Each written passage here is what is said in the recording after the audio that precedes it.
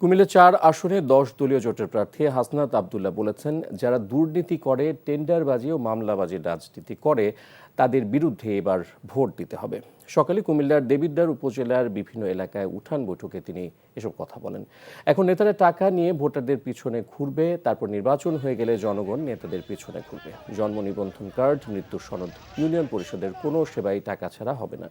ভোটারদের কেন্দ্রে পাহারা দেবার আহ্বান জানিয়ে হাসনাত বলেন, কেউ কেন্দ্র দখলের চেষ্টা করলে তা প্রতিহত করতে হবে।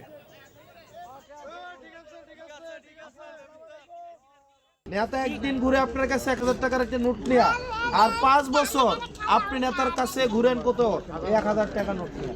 এবার আমরা ইনসাফের জন্য, দুর্নীতিমুক্ত বাংলাদেশ গড়ার জন্য, ভারতীয় আধিপত্য বিরোধী অবস্থানের জন্য, সিয়ামরা যেই কারণে তাদের জীবন দিতে চেয়েছে সেটির জন্য হচ্ছে আমরা ভোট দেব।